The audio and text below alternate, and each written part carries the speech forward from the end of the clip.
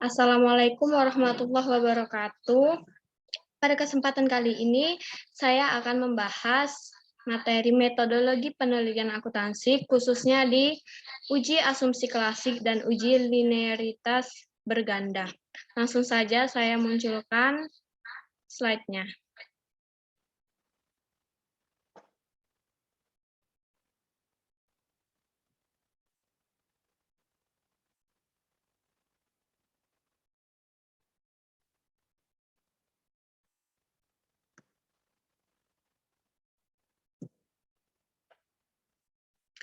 Perkenalkan, nama saya Dewi Sinta dengan NPM 2015-10102. Kelas reguler 1, klaster 1, 3A. Dengan mata pelajaran metodologi penelitian akuntansi. Nah, pada kesempatan kali ini saya akan membahas satu judul penelitian saya, yaitu analisis pengaruh arus kas operasi dan laba akuntansi terhadap return saham perusahaan manufaktur di Bursa Efek Indonesia tahun 2006 sampai 2008.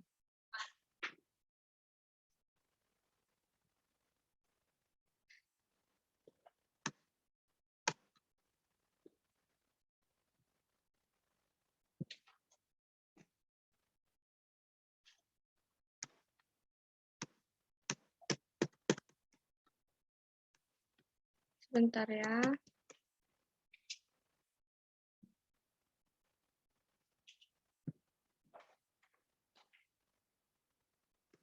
Nah, pada kesempatan kali ini kita akan menguji asumsi klasik yang bertujuan untuk memberikan kepastian bahwa persamaan regresi yang diperoleh memiliki ketepatan dalam estimasi, tidak bias, serta konsisten.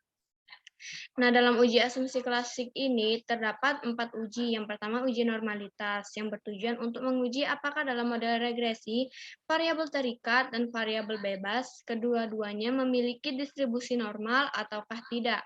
Itu menurut Imam Ghazali pada tahun 2001. Nah, yang kedua, uji multikoliniaritas yang bertujuan untuk mengetahui apakah model regresi ditemukan adanya korelasi antar variabel bebas atau independen. Nah, itu juga menurut Ghazali tahun 2016. Yang ketiga, uji heteroskedastisitas yang bertujuan untuk menguji apakah dalam model regresi terjadi ketidaksamaan varians.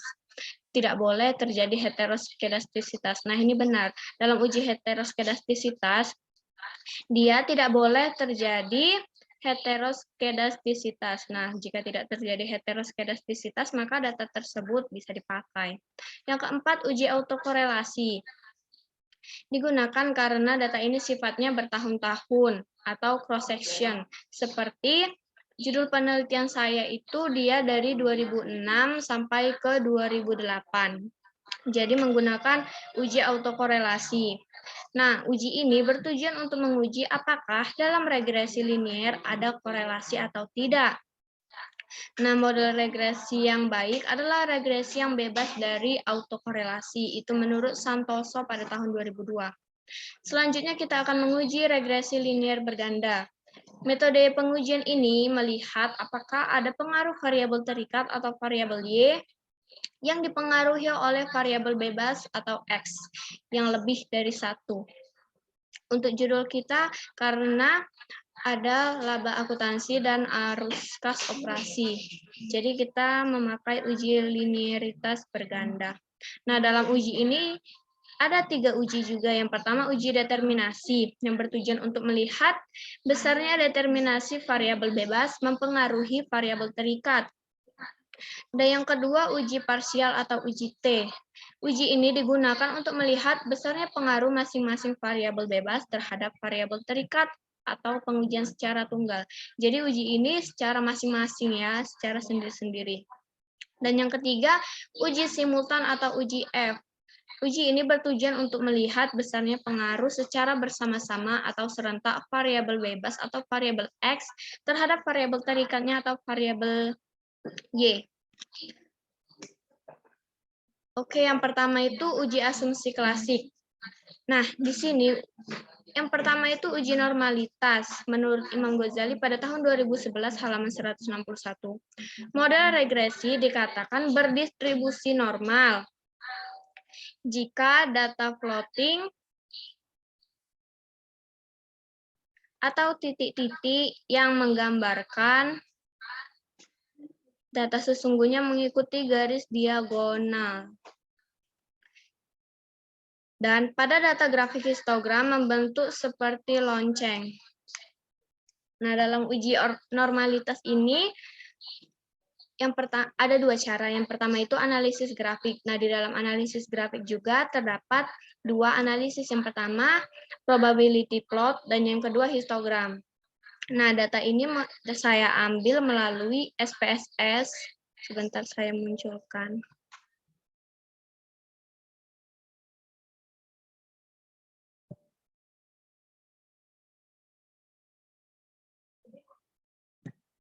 Sebelumnya,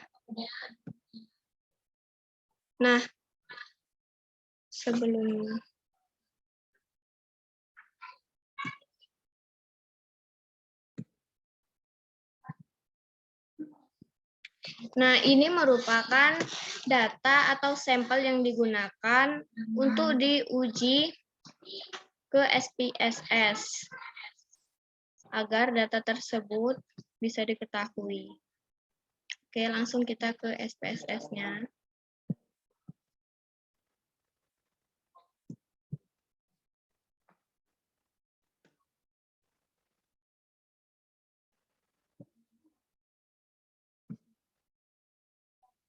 Nah, ini dia. Datanya sudah saya input yang tadi. Ada X1 sebagai AKO atau arus kas operasi, dan X2 sebagai LAK atau laba arus kas.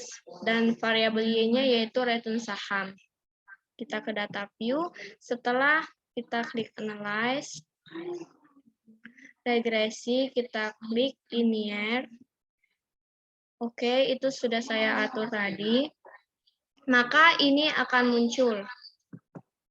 Nah, ini semua yang akan kita uji. Agar kita tidak bolak-balik masuk slide, dari data di SPSS ini sudah saya salin atau saya buat ke PPT tadi. Jadi kita akan membahas di PPT-nya saja. Oke.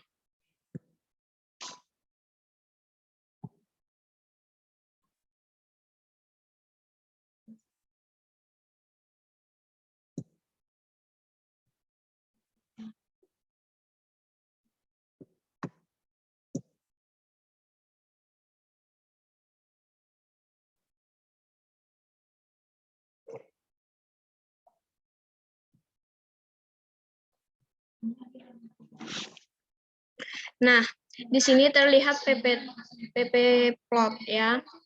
Jadi pengertiannya itu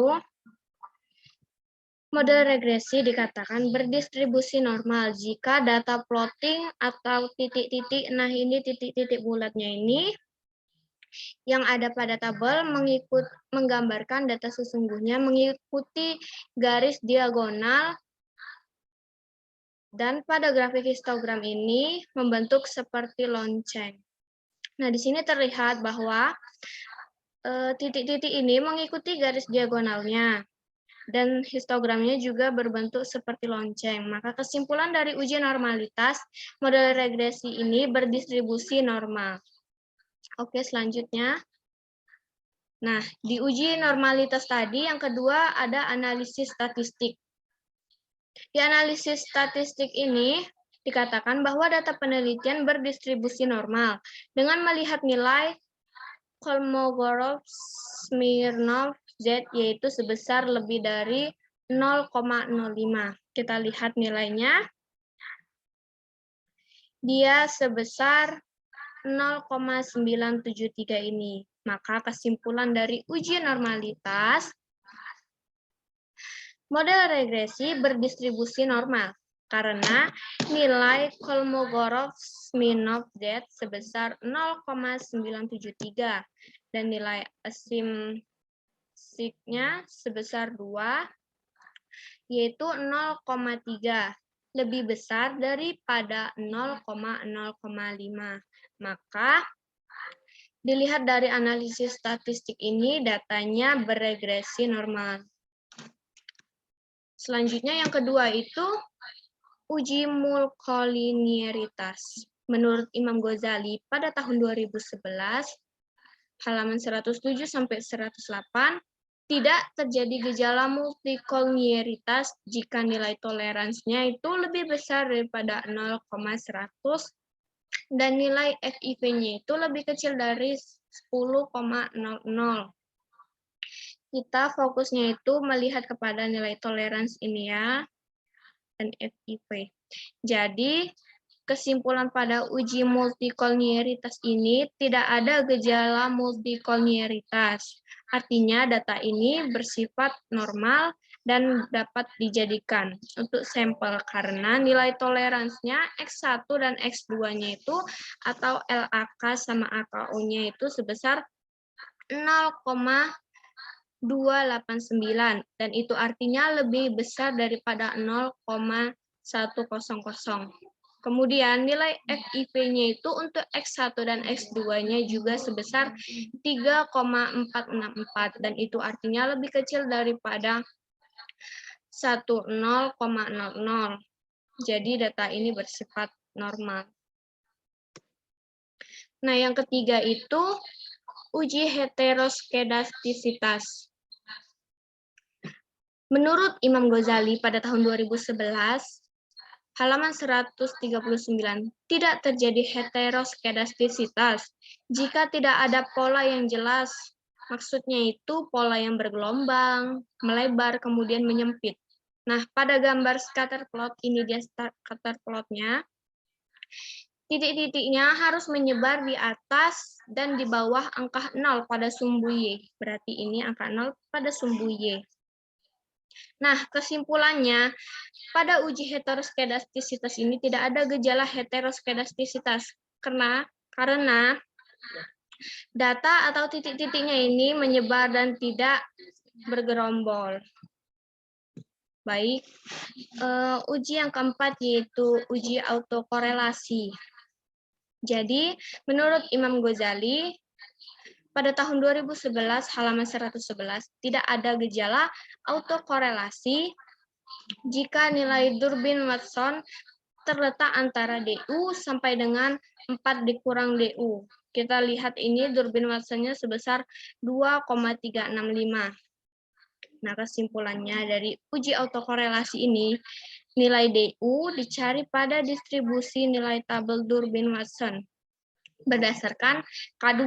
K2 ini maksudnya yaitu jumlah variabel X-nya itu kan cuman AKO atau arus kas operasi sebagai X1 dan LAK atau laba akuntansi sebagai X2. Maka K-nya itu cuma 2 dan N69 ini bisa diperoleh melalui nilai H ini, ada dia N sebesar 69. Maka sebelum itu kita harus melihat tabel Durbin-Watsonnya terlebih dahulu. Tabelnya sudah saya ekspor ke Excel agar lebih mudah dilihat.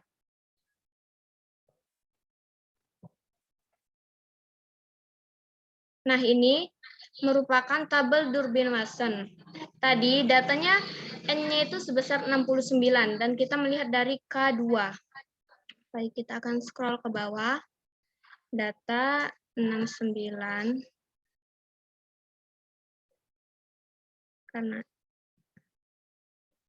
ini dia data ke N-nya sebesar 69 pada K2 sebesar 16,697. Maka dari itu kita masukkan ke nilai DU-nya. Kita akan kembali ke PPT.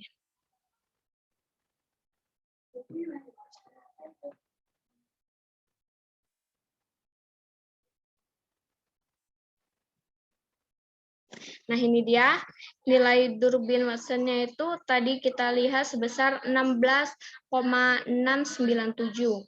Durbin-Watson yang ada di tabel ini sebesar 2,365. 4 dikurang DU ini maksudnya 4 dikurang DU. DU-nya tadi sebesar 16,697. Maka hasilnya 12,365. 2,697. Jadi nilai Durbin Watsonnya ini kan cuma 2,365. Artinya itu masih terletak di dalam DU dan 4 dikurang DU. Syaratnya tadi tidak ada gejala autokorelasi jika nilai Durbin Watson terletak di antara DU sampai dengan 4 dikurang DU. Nah, kesimpulannya pada uji ini tidak terjadi gejala autokorelasi. Selanjutnya,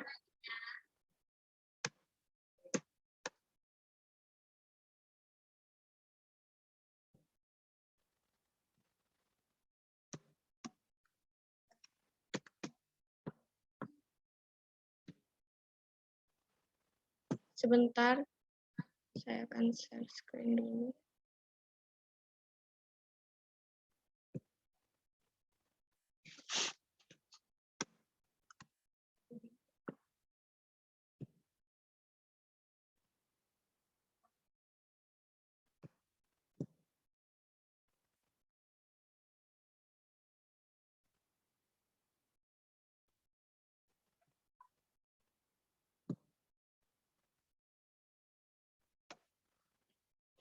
Selanjutnya itu kita akan menguji regresi linear berganda. Dalam uji regresi linear berganda itu yang pertama ada uji determinasi. Koefisien determinasi atau adjust R square pada intinya mengukur seberapa jauh kemampuan model dalam menerangkan variasi variabel dependennya. Nah, nilai adjust R square-nya ini jika mendekati 1 berarti variabel-variabel independen atau variabel X-nya itu memberikan hampir semua informasi yang dibutuhkan untuk memprediksi variabel-variabel dependen. Itu menurut Ghazali pada tahun 2002. Jadi kita fokus melihat pada adjust R square-nya ini sebesar 0,021 atau 2,10%. Maka kesimpulannya adalah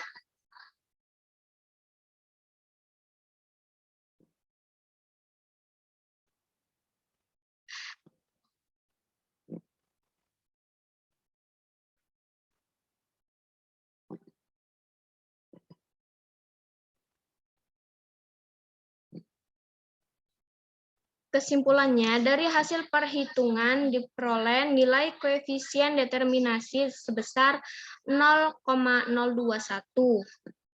Hal ini menunjukkan bahwa besar pengaruh variabel arus kas operasi dan laba akuntansi terhadap return saham atau variabel Y-nya yang dapat diterangkan oleh model persamaan di tabel ini sebesar 0,021. Dan sisanya itu sebesar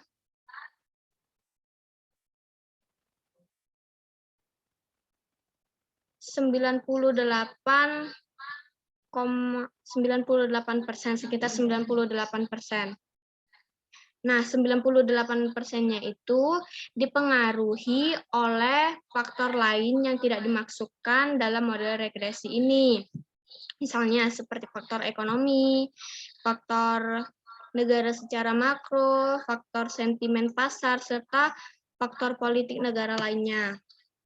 Tapi dari hasil ini, data tersebut masih bisa dikatakan berpengaruh terhadap variabel dependennya karena masih memberikan kontribusi sebesar 0,021 atau sekitar 2,10%. Nah, selanjutnya kita akan menguji secara parsial atau uji T. Menurut Imam Ghazali, pada tahun 2011, halaman 101, jika nilai signifikannya itu lebih kecil daripada 0,05, artinya variabel independen atau variabel X-nya itu yaitu AKO atau LAK, secara parsial atau secara sendiri-sendiri itu berpengaruh terhadap variabel dependennya, yaitu return saham. Nah, pada uji ini bisa dilihat melalui uji T, tetapi saya ingin melihat melalui nilai signifikannya saja, yaitu bisa sebesar 0,05. Di sini kita lihat nilai signifikan dari AKO dan LAK. Jadi kesimpulan uji parsial ini, pada nilai AKO atau sebagai variabel X1 yaitu sebesar 0,559. Artinya itu dia lebih besar daripada 0,05. Jadi tidak terdapat pengaruh yang signifikan terhadap return saham sebagai variabel Y. Nah, yang kedua itu LAK sebagai variabel X2. Nilai signifikannya kita lihat ini sebesar 0,014. Artinya itu lebih kecil dari 0,05. Yang artinya juga dia berpengaruh secara signifikan terhadap return saham sebagai variabel Y-nya. Setelah kita uji parsial secara T, maka kita uji simultan secara F. Dan menurut Imam Ghazali pada tahun 2011 halaman 101, jika nilai signifikan lebih kecil daripada 0,05, artinya variabel dependen atau variabel X yaitu AKO dan LAK secara simultan atau secara bersama-sama itu berpengaruh terhadap variabel dependennya yaitu variabel Y return saham. Pada uji ini bisa juga dilihat melalui distribusi F-table. Nah, itu bisa di-download di Google ataupun bisa juga melalui nilai signifikannya. Di sini saya mau melihat melalui nilai signifikannya saja. Di sini nilai signifikannya sebesar 0,041. Jadi kesimpulan pada uji parsial ini, nilai signifikan sebesar 0,041 itu kan lebih kecil daripada 0,05. Maka AKO ini sebagai variabel X1 dan LAK ini sebagai variabel X2 secara simultan atau secara bersama-sama itu jika diuji berpengaruh terhadap return saham sebagai variabel Y. Maka demikian itu saja mengenai uji asumsi klasik dan uji linearitas berganda. Saya akan berhenti share screen.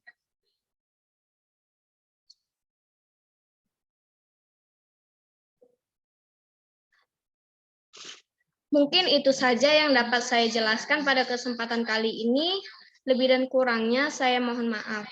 Assalamualaikum warahmatullahi wabarakatuh.